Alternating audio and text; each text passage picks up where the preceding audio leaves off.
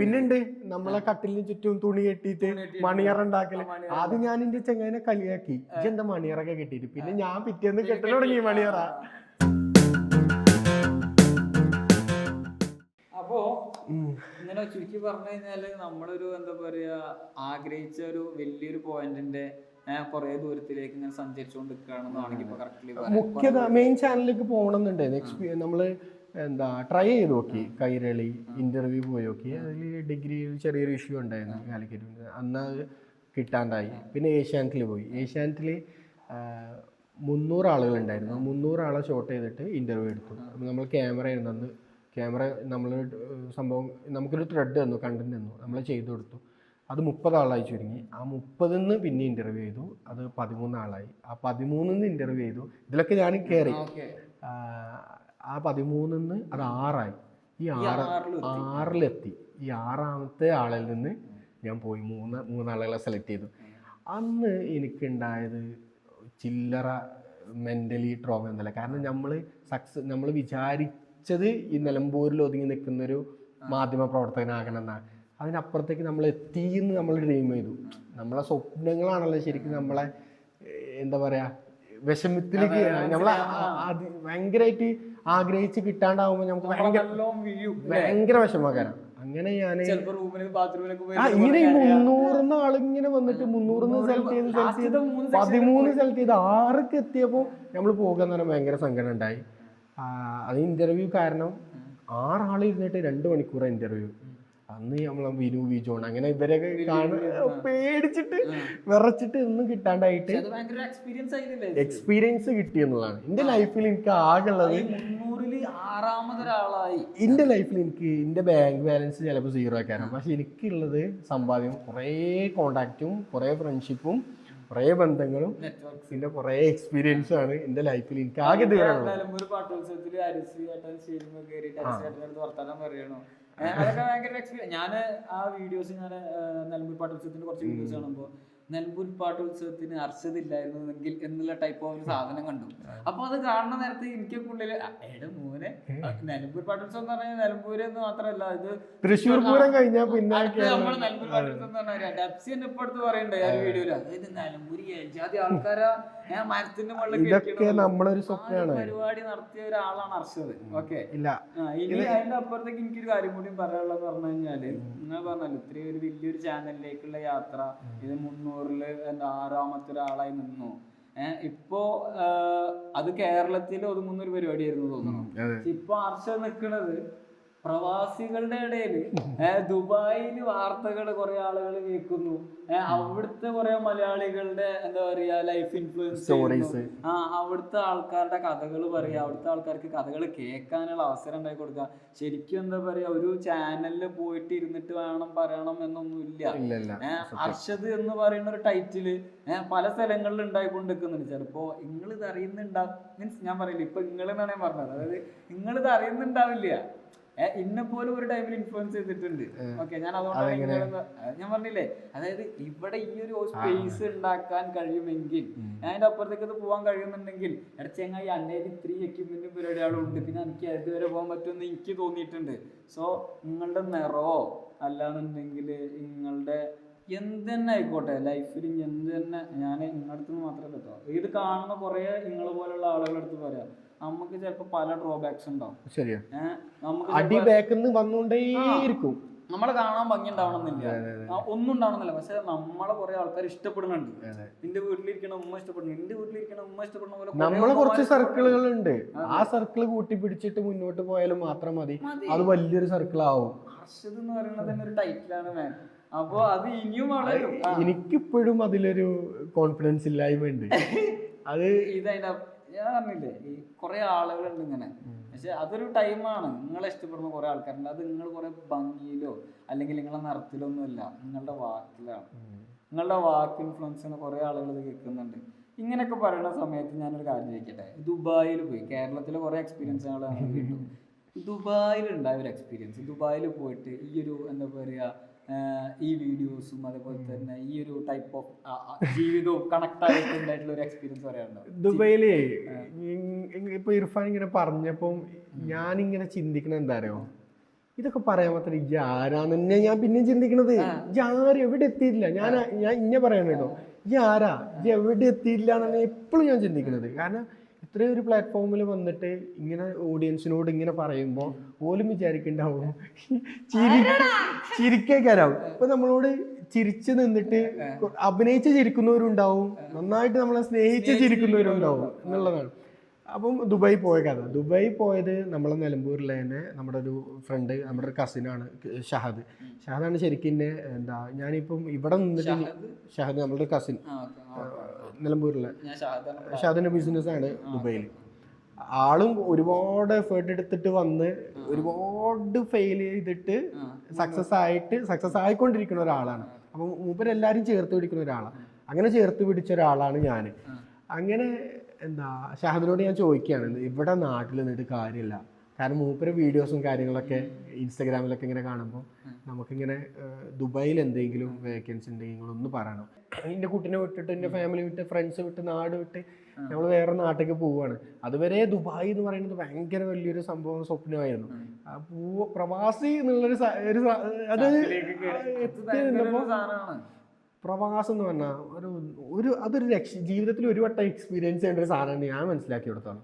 ഒരു വട്ടെങ്കിലും ഈ പ്രവാസി ഏതാണ്, അതുകൊണ്ട് എനിക്ക് ഫീൽ ചെയ്യാൻ പറ്റും. ഈ കാണുന്ന പ്രവാസികൾ ഉണ്ടാവും, ഓർക്ക് ഫീൽ ചെയ്യാൻ പറ്റും. അപ്പം ഞാൻ എയർപോർട്ടിൽ പോയി, ഞാൻ അവിടെ ഷാർജ എയർപോർട്ടിൽ ഇറങ്ങി, ഷഹദിനെ കൊണ്ടുവരാൻ വന്നു. ഞങ്ങളിങ്ങനെ കാറിൽ പോകുന്ന സമയത്ത് ഷഹദിനോട് ചോദിച്ചു, ഇജ്ജ് നാട്ടിൽ നിന്ന് എന്ത് പോക്കാൻ പോകുന്നത്, എന്തിനാ ഇങ്ങനെ കരഞ്ഞത് ചോദിച്ചു. അവൻ നമ്മള് ഞാൻ അറിയണില്ലല്ലോ. കാരണം നമ്മളെ സുഹൃത്തുക്കൾ വന്നിട്ട് ഈ വീഡിയോസ് എടുത്ത് ഇൻസ്റ്റാഗ്രാമിൽ ഇട്ട് അപ്പൊ തന്നെ ഇത് റീച്ചായി പോയി, ഈ സാധനം റീച്ചായി പോയി. ഞാനിത് കാണില്ല. നമുക്ക് എങ്ങനെയും എയർപോർട്ടിൽ നിന്ന് ഇറങ്ങിയിട്ട് റൂമിൽ പോവാ, ഒന്ന് പൊട്ടിക്കറിയാ. എല്ലാരും പറയല്ലോ പ്രവാസിയായിക്ക് ഇവിടെ നിന്നാണ് കരച്ചിൽ വരിക. അതെ, ഞാൻ 2 മാസം പ്രവാസിയായിട്ടുള്ളൂ. 2 മാസം. ഇനിയിപ്പോ ഞാൻ ഈ 10-ാം തീയതി ഇൻഷാ അല്ലാഹ് പോവാൻ നിൽക്കുകയാണ്. ഈ 2 മാസത്തിൽ എക്സ്പീരിയൻസ് ചെയ്തിട്ട് 2 കൊല്ലത്തിന്റെ ആയിരിക്കും എന്നാണ് എനിക്ക് തോന്നുന്നത്. അപ്പം 10 വർഷത്തോളം നിൽക്കുന്ന ആളുകളൊക്കെ ഉണ്ട് എൻ്റെ റൂമിൽ. അപ്പം ഞാനിങ്ങനെ ഞങ്ങൾ റൂമിലേക്ക് പോവാണ്. ആ റൂമിൽ പോകുമ്പോൾ ഷാദ് ഇങ്ങനെ പറയും വീഡിയോസ്. അപ്പം ഞാൻ പറഞ്ഞു വീഡിയോസ് ചെയ്യില്ല, ഇതാ ഇൻസ്റ്റാഗ്രാമിലൊക്കെ എൻ്റെ വീഡിയോസ്. ഞാൻ നോക്കുമ്പോ കരഞ്ഞ് ആകെ സീനാക്കി പോയി. ഞാൻ ആകെ സീനായി പോയി. അതിലെനിക്ക് ചിരിയാ വന്നത് ആ കരച്ചിൽ കണ്ടിട്ട്. ടെൻഷൻ കുറഞ്ഞു. നേരെ എന്നെ ഷഹദ് കൊണ്ടുപോകും, എന്റെ മൈൻഡ് റിലാക്സ് ആക്കാൻ വേണ്ടിയിട്ട് കൊണ്ടുപോകുന്നത് ബുർജ് ഖലീഫ കാണിക്കാനാണ്. റൂമൊക്കെ ഒന്നും പോയില്ല, ലഗേജ് ഒക്കെ വണ്ടി കിടക്കുന്നുണ്ട്. ബുർജ് ഖലീഫ കാണിക്കുന്നു, Dubai experience, Dubai Sheikh Zayed റോഡും എല്ലാം കാണിച്ചു തന്നിട്ട് നല്ല ഫുഡ് കഴിക്കുക. ഇപ്പോഴും എന്നെ നല്ല ഫുഡ് കഴിക്കാൻ കൊണ്ടുവന്ന ഒരാളാണ്. എൻ്റെ ബോസ് ആണെങ്കിൽ പോലും നമ്മളൊരു ഫ്രണ്ട്ലി മൈൻഡുള്ള ഒരാളാണ് ഇങ്ങനെ കൊണ്ടു നടക്കുന്നത്. അപ്പോൾ വെയിറ്റ് ചെയ്യാണ് ഞാൻ ആളെ പോകാൻ വേണ്ടിയിട്ട്. അപ്പം അങ്ങനെ ആ ഒരു എക്സ്പീരിയൻസ്, പ്രവാസത്തിലേക്ക് പോയ ആദ്യ എക്സ്പീരിയൻസ്. റൂമിലെത്തിയിട്ട് അന്ന് എന്നോട് എൻ്റെ ഒരു ഇവിടുത്തെ നാട്ടിലുണ്ടായിരുന്ന ലീവിന് വന്ന പ്രവാസി സുഹൃത്ത് എന്നോട് പറഞ്ഞു, സുഹൈൽ ബെൽറ്റ് ഇട്ടുകാണ്ട് പോണ്ട, ചെക്കിങ്ങിന് ഇറങ്ങുമ്പോൾ വിഷയമാണ്. ഞാൻ ബെൽറ്റ് ഒഴിവാക്കി. ബെൽറ്റ് കൊണ്ടാൻ പാടില്ല എന്നാണ് ഞാൻ കേട്ടത്. ബെൽറ്റ് എടുത്ത് കൊണ്ടയില്ല, ഞാന് ബെൽറ്റ് കൊണ്ടയില്ല. പിന്നെ ചെങ്ങാൻ്റെ ഒരു പവർ ബാങ്ക് എന്നോ കാലത്ത് ടൂർ പോയപ്പോ എന്റെ ബാഗിൽ വെച്ചിരുന്നു, അതൊക്കെ തിരിച്ചു കൊടുത്തു. എന്റെ പവർ ബാങ്ക് ആണ്. അപ്പൊ എന്റെ അടുത്ത് ഇല്ല എന്റെ പവർ ബാങ്ക്. അപ്പൊ എന്നോ വാടകയ്ക്ക് എടുത്ത സാധനമാണ്. അപ്പം അങ്ങനെ ഒന്നുമില്ലാതെ ഞാൻ പോണത്. ആകെ ഉണ്ടാകുന്നത് ഈ ഉമ്മ ഉണ്ടാക്കി തന്ന അച്ചാറും ചക്കയും ബീഫും നമ്മളെ കുറച്ച് മിച്ചറൊക്കെ ഉള്ളു. ഇതുകൊണ്ട് പോണത്. രാവിലെ നീറ്റ് ഡ്രസ്സ് എടുത്തിട്ട് നോക്കുമ്പോൾ ജീൻസ് പാൻറ് ഇട്ടപ്പം ബെൽറ്റ് ഇല്ല. ഇവിടുന്ന് കൊണ്ടുപോയില്ലല്ലോ. അതിൽ എന്നെ ആദ്യം എന്നെ ഹെൽപ്പ് ചെയ്തത് എൻ്റെ സോലിപ്പാന്ന് ഞങ്ങൾ വിളിക്കും, നമ്മളെ അടുത്ത സുഹൃത്ത്, എന്താ എൻ്റെ കസിനും കൂടിയാണ്. ഓൻ എനിക്കൊരു ബെൽറ്റ് തന്നു, പൊളിഞ്ഞ ബെൽറ്റ് തന്നിട്ട് പറഞ്ഞു, ഇതിപ്പോൾ തൽക്കാലം വെക്ക്, ഞാൻ റൂം പോയിട്ട്, ഓൻ ദുബൈയിലാണ്, ഞാൻ അജ്മാനിലാണ്, ഈ തൽക്കാലം ഈ ബെൽറ്റ് വെക്ക്, ഞാൻ നാളെ വരുമ്പോൾ എനിക്ക് എൻ്റെ നല്ല പുതിയ ബെൽറ്റ് തരാമെന്ന് പറഞ്ഞിട്ട് അങ്ങനെ ബെൽറ്റ് തന്നു. പിന്നെ ആ ബെൽറ്റ് ഞാൻ ഓൻ കൊടുത്തിട്ട് എന്നോട് റൂമിലുള്ള ഒരാൾ പറഞ്ഞു, ജിത്തു ഇപ്പോഴും സ്ട്രഗിൾ ചെയ്തുകൊണ്ടിരിക്കുന്ന ഒരാളാണ്, വിസിറ്റിങ്ങിന് വന്നിട്ട് ജോലിയൊക്കെ ആണ്. ജിത്തു പറഞ്ഞ എനിക്കിപ്പോൾ ബെൽറ്റിൻ്റെ ആവശ്യമൊന്നുമില്ല, അനക്കല്ല ബെൽറ്റിൻ്റെ ആവശ്യം, ഇജല്ല ഇപ്പോൾ ഇങ്ങനെ ഡെയിലി കറങ്ങാൻ പോകണം, ഞാൻ എന്തായാലും എടുക്കും പോകണമെന്നില്ല, ജിട്ടോ അങ്ങനെ ഓൻ്റെ ബെൽറ്റ് ഇട്ട് നടന്ന് ലാസ്റ്റ് ഇപ്പം എനിക്ക് ഏകദേശം സാലറി ഇട്ടപ്പോൾ ഞാൻ പുതിയൊരു ബെൽറ്റ് വാങ്ങിയിട്ട് ഓനക്ക് വാങ്ങിക്കൊടുത്ത്. അപ്പൊ അതൊക്കെ ഒരു എക്സ്പീരിയൻസ് ആണ്. പിന്നെ ദുബായിക്ക് പോയി കഴിഞ്ഞാൽ എന്തായാലും ഒരു വെതർ മാറുമ്പോൾ നമുക്കൊരു പനി ഇതൊക്കെ വരും. അന്ന് എനിക്ക് വന്നത് തൊണ്ടയ്ക്ക് ഇൻഫെക്ഷൻ ആണ്. തൊണ്ടയ്ക്ക് ഇൻഫെക്ഷൻ വന്നിട്ട് കണ്ണിൽ കയറിയിട്ട് ഇതായിപ്പോയി, കണ്ണടഞ്ഞ് ഒരു ഇഷ്യൂ വന്നു. അപ്പം ഈ ഷഹദ് റെസ്റ്റ് എടുത്തു എന്ന് പറഞ്ഞിട്ട് റൂമിലാക്കി ഹോസ്പിറ്റലിൽ കൊണ്ടുപോയി.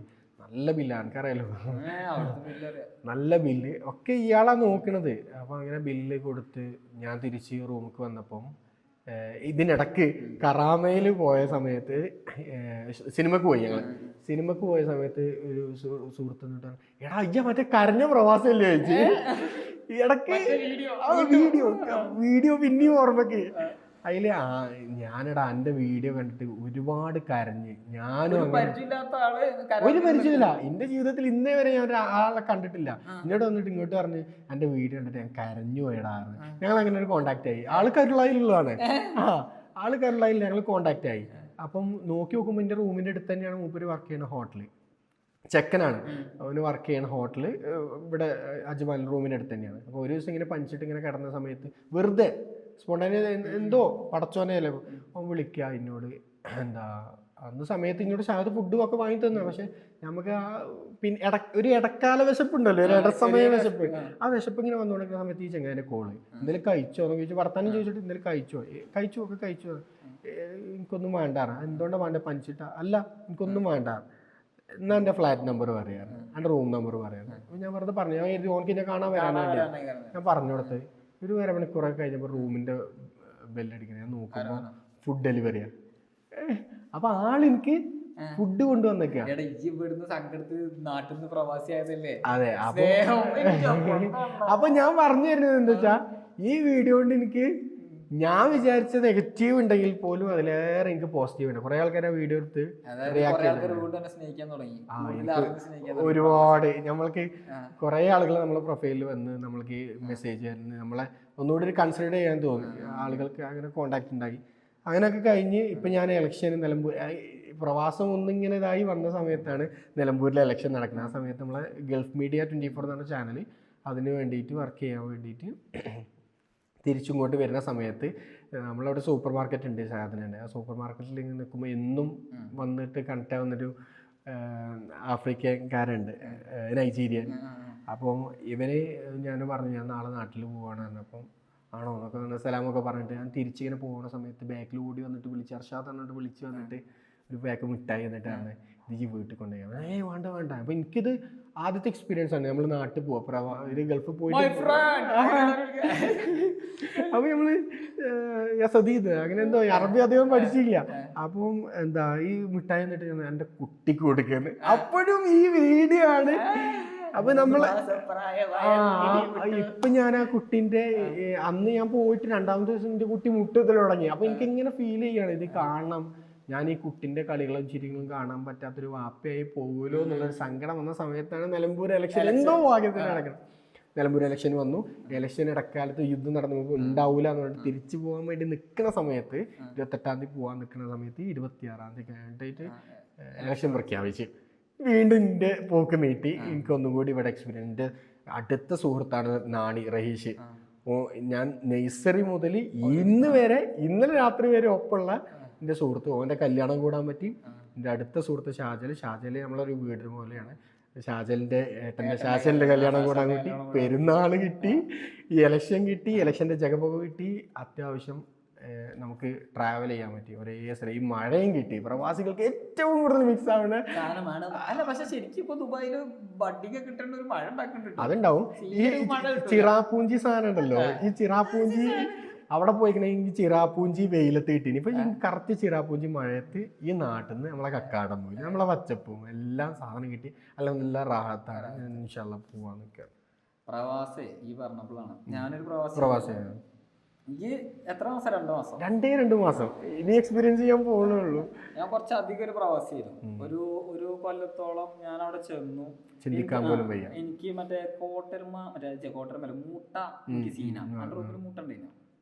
ഇല്ല എനിക്ക് മൂട്ട കടിക്കാൻ അവസരം കിട്ടിയില്ല. തിരിച്ചു പോകുന്നല്ലോ. ഞാൻ ചെന്നപ്പോഴേ മൂട്ടയിലെ ഞാൻ വന്നിട്ട്. അപ്പൊ ഈ മൂട്ട കടി കാരണം ഞാൻ എന്ത് ചെയ്താലും നൈസായിട്ട് അവിടുന്ന് പള്ളി റൂമിൽ കടന്നു. പള്ളി റൂമിൽ കടന്നപ്പോൾ അവിടെ കടക്കാൻ പറ്റില്ല, അതായത് നിസ്കാരിക്കാൻ റൂമുണ്ട്, അവിടെ കടക്കാൻ പറ്റില്ല. അപ്പൊ ഞാൻ നേരെ പുറത്തൊരു സോഫയിൽ കയറിയിരുന്നു, അവിടെ കടന്നുറങ്ങാൻ തുടങ്ങിയ ദിവസം. പിറ്റത്തെ ദിവസം ഗ്രൂപ്പിൽ വന്നു ഞാൻ ഉറങ്ങണ ഫോട്ടോ. അപ്പൊ എനിക്ക് ഭയങ്കര, അതായത് ഞാൻ ഇങ്ങനെ നമ്മളെ ഉറങ്ങുമ്പോ പണ്ട് മെട്രോയിൽ ഒരാൾ കടന്നിട്ട് കള്ളുടിച്ചു എന്ന് പറഞ്ഞ ആ സിനിമ ഒന്നല്ലോ. അപ്പൊ അതേ സാധനം ഞങ്ങളെ ഗ്രൂപ്പിലൊക്കെ ഒന്ന് പിറ്റേന്ന് വന്നപ്പോ ഭയങ്കര എന്തോ ഇതായിട്ട് കിടക്കാന്നുള്ള മൂടെ. അതിൽ ഞാൻ എന്ത് ചെയ്തു, നേരെ ടെറസിന്റെ മുകളിൽ കയറി കടന്നു. അതായത് ടെറസ് എന്ന് പറഞ്ഞാൽ അങ്ങനെ ആരും കയറണല്ല, അങ്ങനത്തെ ഒരു ക്യാമ്പ് ഏരിയ ആണത്, ഫ്രീ സോണ്, റാസ്ലൊക്കെ ഫ്രീ സോണാണ്.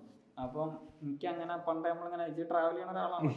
അപ്പൊ എനിക്ക് അങ്ങനെയാണ് കേട്ടോ എന്നെ ആദ്യം കണക്ട് ആണ്. മീൻസ് ഇമ്മ പറഞ്ഞു എന്റെ അക്കൗണ്ട് കയറി ഈ ട്രാവൽ ചെയ്യണ കുറച്ച് സാധനങ്ങളെ കണ്ടു. അപ്പൊ ഓക്കെ, സെയിം വൈബാണ് മീഡിയ ട്രാവൽ. അതിലൊരു കാര്യം പറയട്ടെ, ഞാന് ശരിക്ക് ട്രാവൽ ചെയ്യാൻ തുടങ്ങിയത് എന്റെ കഥ പറയാൻ കുറെ ഉണ്ടല്ലോ. അപ്പൊ ഈ സാധനത്തില് ഞാൻ എന്ത് ചെയ്തു, നേരെ അവിടുന്ന് നേരെ ടെറസിന്റെ മുകളിൽ കയറി കിടന്നു. ടെറസിന്റെ മുകളിൽ കയറി കിടന്നാണ്ട് ആരെ ശല്യവും ഇല്ല. സത്യത്തിൽ നമ്മള് പ്രവാസിയായിട്ട് നമ്മളെ ഒരു ആൾക്കാരുടെ ഇടയിൽ ഇരിക്കുമ്പോഴാണ് നമുക്ക് കൂടുതൽ വിങ്ങലുണ്ടാവുക, നമ്മുടെ ഫീലിങ്സ് കാണിക്കാൻ പറ്റാത്തൊരവസ്ഥ. നമുക്ക് കരയാൻ പറ്റൂല, നമുക്ക് നമ്മളുടെ സ്വകാര്യതയിലേക്ക് കിടക്കാൻ പറ്റൂല, ആഞ്ഞൊരു വടി ഓടും വിടാൻ പറ്റില്ല. കാരണം സൂപ്പർ മാർക്കറ്റിന്റെ ഇതിലിരുന്ന് ഞാൻ പിന്നുണ്ട് നമ്മളെ കട്ടിലിന് ചുറ്റും തുണി കെട്ടിയിട്ട് മണിയറ ഉണ്ടാക്കല്. ആദ്യം ഞാൻ എന്റെ ചെങ്ങനെ കളിയാക്കി, എന്താ മണിയറൊക്കെ കെട്ടിട്ട്, പിന്നെ ഞാൻ പിറ്റേന്ന് കെട്ടൽ തുടങ്ങി മണിയറ. സ്വകാര്യത ഇല്ലല്ലോ. അപ്പൊ ഞാൻ ഈ ഒരു സീനിൽ ഞാൻ എന്ത് ചെയ്തു, ടെറസിന്റെ മുകളിൽ കയറി കിടന്നാണ്ട് ഇതാക്കിയപ്പോ എല്ലാരും പറഞ്ഞാട്ട് കയറാൻ പറ്റില്ല, അവിടെ പാമ്പുണ്ട് അങ്ങനെ ഇങ്ങനെയൊക്കെ ഉണ്ടെന്നാണ്. അപ്പൊ എനിക്ക് ഉറപ്പ് കിട്ടി ആരും കയറൂല എന്നുള്ളത്. ഞാൻ നേരെ അവിടെ ഒരു മറ്റേ ബ്ലാങ്കറ്റ് വെച്ചിട്ട് അവിടെ കടന്നു. ഒരു 3 ദിവസം കിടന്നപ്പോ മഞ്ഞ് ചെയ്യാൻ തുടങ്ങി. അതിൽ മുതലാളിനോട് പറഞ്ഞു, ഞാൻ ടെന്റിൽ കടന്നുകൊണ്ട് എനിക്ക് കുഴപ്പമൊന്നുമില്ല, ഞാൻ ടെന്റ് അടിച്ചുകൊണ്ട് എനിക്ക് ടെന്റ് മേടിച്ചു കഴിച്ചു. മൂപ്പര് നല്ല സ്നേഹം വാങ്ങിച്ചാണ്, ഒരു ടെന്റ് മേടിച്ചെന്ന് പോലെ എനിക്കൊരു കസാര, മറ്റേ ബീച്ച് കസാര, ചായ കസാര ഉണ്ടല്ലോ, അത് മേടിച്ചെന്ന് അവിടെ അടിച്ച്. അവിടുത്തെ ആൾക്കാർ പറഞ്ഞ് ഈ ഒരു കുറച്ച് കഴിഞ്ഞാൽ ചൂട് വരാൻ പോകണം ഇറങ്ങുമെന്ന് പറഞ്ഞു. മഴ വരാൻ പോകണം ഇറങ്ങണമെന്ന് പറഞ്ഞു. ഞാൻ മഴയത്ത് അവിടെ നിന്നു, തണുപ്പത്ത് അവിടെ നിന്നു. മഴത്ത് വെള്ളം കയറിയിട്ട് എന്ത്, പക്ഷെ ഞാൻ ആരും അറിയിക്കാണ്ട് നൈസായിട്ട് അവിടെ ഇരുന്നിട്ട് പിറ്റേന്ന് ഞാൻ നല്ല കുട്ടപ്പനായിട്ട് ഇറങ്ങിയിട്ട് എനിക്കൊന്നും പറ്റില്ല, പാലക്കാടല്ലേ. എന്നിട്ട് പിറ്റേന്ന് അന്ന് രാത്രി സീനല്ലേ, ഫ്ലോർ അടിച്ചിട്ട് അതിന്റെ മുകളിൽ ടെന്റ് അടിച്ചിട്ട് ഞാൻ അവിടെ കടന്നു. അതൊരു കൊല്ലത്തോളം ഞാൻ കടന്നു. അതിൽ വെയിലൊന്നും മഴ ഒന്നും തണുപ്പൊന്നും നോക്കാം, തണുപ്പൊന്നും സ്ലീപ്പിംഗ് ബാഗ് ഇട്ട് കടന്നു. ആൾക്കാർ എനിക്ക് ഭ്രാന്താണെന്ന് പറയാൻ തുടങ്ങി. കാരണം ഈ ഇങ്ങനെ നടന്നപ്പോൾ കുറെ ആൾക്കാരാണ് ഭ്രാന്താന്ന് വെച്ചിട്ടുണ്ടാവും. അപ്പൊ അങ്ങനെ കുറെ ഭ്രാന്തന്മാർക്ക് ഭ്രാന്തായി. അപ്പൊ എനിക്ക് ഭ്രാന്താന്ന് പറയാൻ തുടങ്ങി. ലാസ്റ്റ് മനസ്സിലായിക്കൊണ്ട് ഞാനാണ് തിരിച്ചു വന്നത്. അപ്പൊ ഇങ്ങനെ കുറെ വേറെ ടൈപ്പിലും പ്രവാസികളുണ്ട്. അപ്പൊ ആടുജീവിതമൊക്കെ കാണുമ്പോൾ നമുക്ക് എത്രയോ ബെറ്റർ ആണ്. അപ്പൊ എനിക്ക് പ്രവാസം എന്ന് പറയുമ്പോ എനിക്കൊരു ഇഷ്ടമില്ലായ്മ, അതായത് എനിക്ക് എന്തോ പോലെ. ഇപ്പൊ ഞാൻ പുറത്തേക്ക് പോകണമെന്നുണ്ട്, വർക്ക് ഓറിന് നമ്മളെ ക്യാമറ വർക്കിന് പോവാ, വർക്ക് ചെയ്യാ, തിരിച്ച് നാട്ടിലേക്ക് വരിക. ഓക്കെ. അപ്പൊ ടൂറിന്റെ കാര്യത്തിൽ ഒരു കഥ പറയാം. ടൂറിന്റെ കാര്യത്തില് നല്ലൊരു കഥ എന്താണെന്ന് വെച്ചാല് സിമ്പിളാണ്. ഞാൻ 1ാം ക്ലാസ് മുതൽ ഡിഗ്രി വരെ പഠിച്ചിട്ട് സ്കൂളിൽ നിന്ന് എല്ലാവരും ടൂർ പോകും. ഞാൻ ഇന്നേ വരെ സ്കൂളിൽ നിന്ന് ടൂർ പോകാത്തൊരു വ്യക്തിയാണ് ഞാൻ. അതന്ന് ഫിനാൻഷ്യൽ പ്രശ്നങ്ങളാണ്, നമ്മൾ പൈസ ചോദിക്കണം, നമുക്ക് ചിലപ്പോൾ നമുക്ക് PTA ഫണ്ട് കൊടുക്കാനും കൂടി ഇടങ്ങാറാണ് ചോദിക്കാൻ. അപ്പം എന്താ ടൂർ പോകാത്ത ഒരാളാണ് ഞാൻ. അപ്പം അന്നൊക്കെ നമ്മൾ സ്വപ്നമുണ്ട്, ഞാൻ വലുതായിട്ട് ടൂർ പോകും. എന്നോട് പറയും വല്യപ്പ ഇത് വലുതായിട്ട് എവിടുക്കാച്ച പോയിക്കോ, ഇമ്മിപ്പൊക്കെ പറയും വലുതായിട്ട് എവിടുക്കാച്ച പോയി. അല്ലെങ്കിൽ പറയും 10ാം ക്ലാസ് കഴിഞ്ഞിട്ടാണ് ലൈഫ് ഒന്നുകൂടി വരിക, അത് കഴിഞ്ഞിട്ട് പോയിക്കോ. 10ന്നോ 8ന്നോ 5ന്നോ എവിടൊന്നും ടൂർ പോയിട്ടില്ല. പണ്ട് 5ാം ക്ലാസ്സിൽ പഠിക്കുന്ന സമയത്ത് ബാംഗ്ലൂർക്ക് ഇവർ ട്രെയിൻ കയറിപ്പോയി. എൻ്റെ ക്ലാസ്സിൽ പഠിക്കുന്ന എല്ലാ കുട്ടികളും പോയി. അന്ന് നമുക്ക് ഉണ്ടാവുമല്ലോ സ്കൂളില് വേണ്ടപ്പെട്ട ഒരാള് പോലും ടൂർ പോയി. അപ്പൊ ആ സമയത്ത് അത് കുഴപ്പമില്ല, അവർക്കറിയാം പെണ്ണുങ്ങൾ നമുക്കൊരു സപ്പോർട്ടായിട്ട് പ്രശ്നമില്ല, വീട്ടുകാർക്ക് പോലും അറിയാം. അപ്പൊ വേണ്ടപ്പെട്ട ആളടക്കം അത്രേ ഉള്ളൂ, വേണ്ടപ്പെട്ട ആളടക്കം എൻ്റെ അടുത്ത സുഹൃത്തുക്കള് അതൊക്കെയാണല്ലോ നമുക്ക് മിസ് ചെയ്യുന്നത്. ഒരു ടൂർ പോയ സമയത്ത് ട്രെയിനിനാണ് പറഞ്ഞത്. ഞാൻ എന്ത് ചെയ്തു, നമ്മളെ രാമകുത്ത് റെയിൽവേൻ്റെ അവിടെ പോയിട്ട് ഇവര് പോകുന്നത് ഞാൻ അവരോട് പറഞ്ഞു ഞാൻ അവിടെ ഉണ്ടാവുന്നതാണ്. ഞാൻ കാത്തിക്കുക, ഇവരെല്ലാവരും എൻ്റെ ക്ലാസ്സിലെ മൊത്തം കുട്ടികളും ഞാൻ നിൽക്കുന്ന ഭാഗത്തേക്ക് വന്നിട്ട് വിൻഡോ കൂടെ ഡോറ് കൂടെ എല്ലാവരും ടാറ്റ കാണിച്ചു തന്നിട്ട് പോയി. ആ സമയത്ത് ഞാൻ നല്ലതായിട്ട് കരഞ്ഞു. കാരണം ഒരു ടൂറ് പോണത് വെക്കാം കുഴപ്പമില്ല, പക്ഷെ ടൂറ് പോയി വന്നു കഴിഞ്ഞിട്ടൊരു കഥ പറച്ചിലില്ലേ, ഞങ്ങൾ എങ്ങനെ കണ്ടടാ ഇങ്ങനെ കണ്ടടാ, അതാണ് ഏറ്റവും വലിയ സഹിക്കാൻ പറ്റാത്തൊരു സാധനം. അപ്പോൾ അതൊക്കെ കഴിഞ്ഞ് നമ്മളെ +2 കഴിഞ്ഞ് ഡിഗ്രി കഴിഞ്ഞ് ഇങ്ങനെ നിൽക്കുന്ന സമയത്ത് ഞാൻ എൻ്റെ സുഹൃത്തുക്കൾ നമുക്ക് എന്തായാലും ഒരു ഓൾ ഇന്ത്യ അടിച്ചിട്ടില്ലേലും ഏതെങ്കിലും ഒരു ഇന്ത്യക്ക് പോവില്ല, ഞാൻ ഈ നാണി മിർഷാദ് അങ്ങനെ വേറെ ജാസിം ഉണ്ടായിരുന്നു. പക്ഷെ ആൾക്ക് കുറച്ച് ജോലി ഓറിയൻറ്റഡ് ആയിട്ടുണ്ട്, വന്നില്ല, വേറൊരാൾ വന്നു. ഞങ്ങൾ നേരെ പോയത് ഡൽഹിക്കാണ്. ഡൽഹി പോയി ഒരുപാട് എക്സ്പീരിയൻസ് ചെയ്തു. കാണേണ്ട കാഴ്ചകൾ ഡൽഹി, ഷിംല, മണാലി, പഞ്ചാബിൽ നമ്മൾ പാകിസ്ഥാനിലെ വാഗാ ബോർഡർ വരെ പോയി. ഇന്ന് അടച്ചിട്ട വാഗാ ബോർഡർ ഉണ്ടല്ലോ, അതിൻ്റെ നമ്മൾ ഈ സീറ്റിൻ്റെ ഇന്ത്യ സീറ്റിൻ്റെ ഇപ്പുറത്ത് പാകിസ്ഥാനാണ്. അത്ര അടുത്ത് വരെ പോയി. ശരിക്കും അവിടെ എത്തിയതും നമ്മളൊരു ഫ്രണ്ട് മുഖേന ഫ്രണ്ട് കണക്ട് ചെയ്ത് ആനന്ദൻ എന്ന് പറയുന്നൊരു ജവാനുണ്ട്. ഈ ആളാണ് അങ്ങോട്ട് പാകിസ്ഥാനോട് പോയിട്ട് കാല് മേലോട്ട് അടിച്ചിട്ടുള്ളൊരു സെല്യൂട്ടില്ലേ, ആ അടിക്കുന്ന ആള് ആനന്ദനാണ്, ഏക മലയാളി. വാഗാ ബോർഡറിൽ പാകിസ്ഥാനോട് അങ്ങോട്ട് പോയിട്ട് സെല്യൂട്ട് അടിക്കുന്നതിന് പകരം നമ്മുടെ സാധനം കാണിക്കുന്നത്, നമ്മുടെ ഇന്ത്യൻ്റെ സാധനം കാണിക്കുന്നത് ഈ ഏക മലയാളിയാണ്. ആ മലയാളി ഇപ്പൊ നമ്മളെ കോണ്ടാക്റ്റിലുള്ള ആനന്ദൻ. ഈ സാധനം നമുക്ക് ഇന്ത്യ എന്ന് പറഞ്ഞാൽ, അതെ, ഈ ഇന്ത്യ എന്ന് പറയുന്ന സാധനം നമുക്ക് ദേശീയഗാനത്തിൽ മാത്രമേ ഉള്ളൂ. പക്ഷെ അത് അവിടെ പോയി ഇരുന്നിട്ട് കാണുമ്പോൾ ഉണ്ടല്ലോ, സത്യം പറഞ്ഞാൽ അത് എക്സ്പീരിയൻസ് ചെയ്യേണ്ട ഒരു സാധനം. അങ്ങനെ അത് കഴിഞ്ഞിട്ട് പഞ്ചാബിൽ പോയി. പഞ്ചാബിൽ നമ്മൾ നടന്നു പോകുന്ന മറ്റേ മക്കയിലേക്ക് നടന്നു, ഷിയാബ് ചോറ്റൂരിനെ കണ്ടതൊക്കെ ഒരു എക്സ്പീരിയൻസ് ആണ്. ഈ സമയമുണ്ടോ എനിക്ക് അറിയില്ല.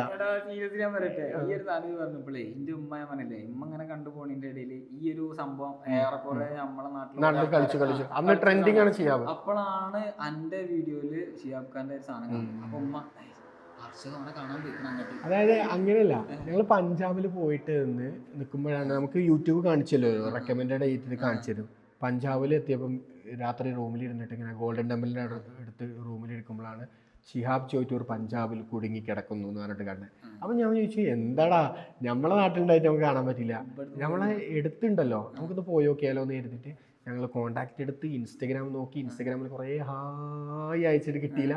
ഇയാളെ വീഡിയോ എടുക്കുന്ന ആളെ കിട്ടി. ആൾക്ക് മെസ്സേജ് അയച്ചിട്ട് ഇന്ന സ്ഥലത്ത് ലൊക്കേഷനിൽ ഉണ്ട് എന്ന് മനസ്സിലാക്കിയിട്ട് ഞങ്ങൾ ഓട്ടോറിക്ഷ വിളിച്ചു പോയി. ആ വീഡിയോ എൻ്റെ യൂട്യൂബിലുണ്ട്. ബസ് പെട്രോൾ കഴിഞ്ഞിട്ട്, പഞ്ചാബിൽ ബസ് പെട്രോൾ കഴിഞ്ഞിട്ട് ലീക്കായിട്ട് ബസ് നിന്ന് ഞങ്ങൾ ബസ് തള്ളി. ആ വീഡിയോ ഉണ്ട്. ബസ് തള്ളിക്കൊടുത്ത് ഞങ്ങൾ പോയി. ഞങ്ങൾ ഇന്ന സ്ഥലത്തെത്തി. ഷിഹാബ് ഖാനെ കണ്ടു, ഷിഹാബ് ചോറ്റൂരിനെ. ഇന്നും ആൾ വൈറലാണല്ലോ. അങ്ങനെ കണ്ട് കുറച്ച് നേരം ഇതേപോലെ സംസാരിക്കാൻ പോയതാ. പക്ഷെ ഞങ്ങൾ രാവിലെ ഉച്ചയ്ക്ക് എത്തിയിട്ട് രാത്രി വരെ സംസാരം. ഞങ്ങളെ സംസാരം നിന്നില്ല, ഇദ്ദേഹം നിർത്തണില്ല. കുറേ സംസാരിച്ച് ലാസ്റ്റ് ഞങ്ങൾ പോകാൻ പറഞ്ഞിട്ട്, അതെ നിൽക്കണില്ലല്ലോ, 5 മിനിറ്റിന് പറഞ്ഞിട്ട് നിൽക്കണില്ല. അത് ഞങ്ങൾ പുറത്ത് ഇറങ്ങി. ഞങ്ങൾക്ക് ഓട്ടോറിക്ഷ കിട്ടണില്ല. അന്ന് ഏതോ പ്രൈം മിനിസ്റ്റർ ആരോ വരുന്നുണ്ടെന്ന് പറഞ്ഞിട്ട് ആ റോഡിലൊന്നും ബസ്സില്ല, ഓട്ടോറിക്ഷ ഇല്ല.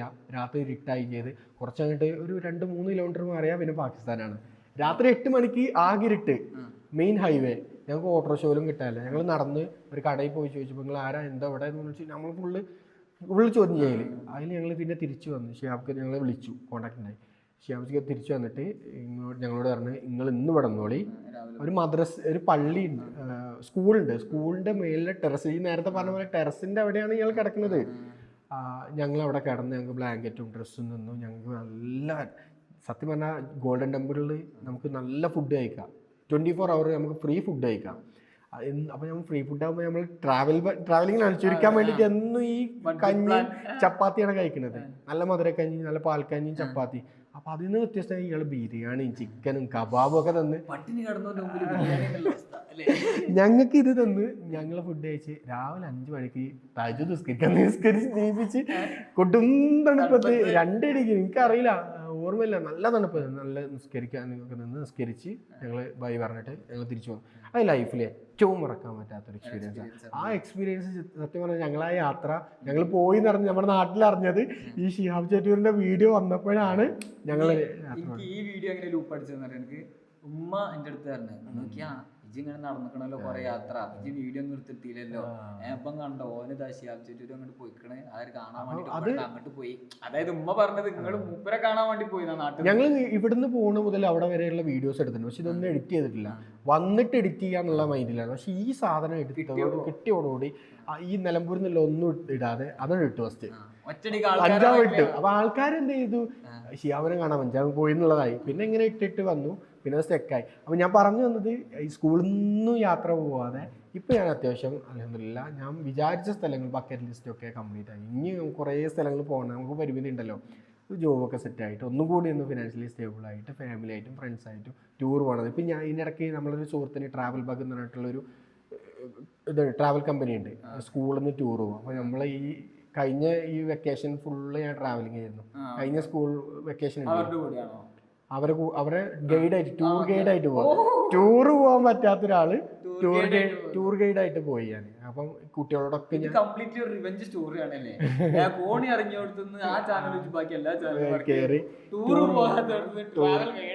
ടൂർ ഗൈഡായി. അപ്പൊ ഞാൻ ഈ ടൂർ കഴിഞ്ഞ് വന്നിട്ട് ലാസ്റ്റ് ഒരു അവലോകനം. അപ്പൊ ഞാൻ എല്ലാ കുട്ടികളോടും പറയേണ്ട ഒരു കാര്യമാണ്, നിങ്ങൾക്ക് ടൂർ പോകാൻ പറ്റാതെ ഇപ്പം നിങ്ങൾ ടൂർ വന്നു, നിങ്ങളെ കൂട്ടുകാരന് ചിലപ്പോൾ ടൂർ വന്നിട്ടുണ്ടാവില്ല. നിങ്ങളോട് ഓനോട് പോയി കണ്ട് പറയേണ്ട കഥ ഇതല്ല, ഞങ്ങൾ ടൂർ പോയപ്പോൾ ഇത് കണ്ടു അത് കണ്ടു അങ്ങനെ അതല്ല പറയേണ്ടത്. എനിക്ക് പോരാൻ പറ്റാത്തതിന് കുഴപ്പമില്ല, നമുക്ക് കുറച്ച് കഴിഞ്ഞിട്ട് എന്തായാലും പോകും. ഞങ്ങൾ ടൂർ ഉണ്ടായി അർഷാക്കു ഈ ടൂറൊന്നും പോകാത്ത ഒരാളെ ഇനിയിപ്പോൾ ഞങ്ങളെ ടൂർ കൊണ്ടുപോയില്ല, അതുപോലെ ടൂർ കൊണ്ടുപോകണം അല്ലെങ്കിൽ ടൂർ പോകാൻ പറ്റുന്ന ഒരാളായിട്ട് ഈ മാറുന്നതാണ് ഈ കുട്ടികൾക്ക് ഞാൻ പറഞ്ഞു കൊടുക്കുന്നത്. ആ കുട്ടികൾ അതേപോലെ ഇപ്പോൾ നമുക്ക് എവിടെ പോയാലും കുട്ടികൾ വിളിക്കും.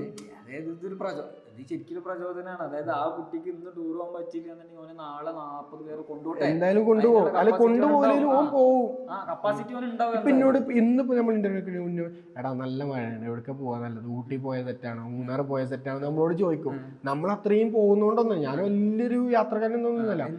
പോകുന്ന സ്ഥലം ഇപ്പം ഞാൻ തിരുവനന്തപുരത്തേക്ക് ഞാൻ വർക്കിനാ പോയത്, പക്ഷെ ഞാൻ മാജിക് പ്ലാനറ്റ് പോയി നമ്മുടെ എല്ലാവരും വിധപ്പെട്ട സ്ഥലങ്ങളിലൊക്കെ പോയി വീഡിയോസ് എടുത്ത് അപ്ലോഡ് ചെയ്ത് ഇങ്ങനെ സ്റ്റോറി സ്റ്റാറ്റസ് ഇടും, നെറ്റ്വർക്കായി അത്രേ ഉള്ളൂ. ആ സ്റ്റോറി സ്റ്റാറ്റസും കാണുമ്പോൾ ഇപ്പം ഭയങ്കര യാത്രക്കാരാണ് കരുതുകയാണ്, പക്ഷെ നമ്മള് അപ്പോഴും എൻജോയ് ചെയ്യും. അതൊക്കെ ഒരു ഭയങ്കര നെറ്റ്വർക്ക് അല്ല. ഇപ്പൊ ഞാൻ റീസെന്റ് ഒരു വീഡിയോ ഉണ്ടോ നമ്മളെ മുതുകാടിന്റെ കൂടെ ഫുഡ് അടിക്കുന്ന ഒരു വീഡിയോ.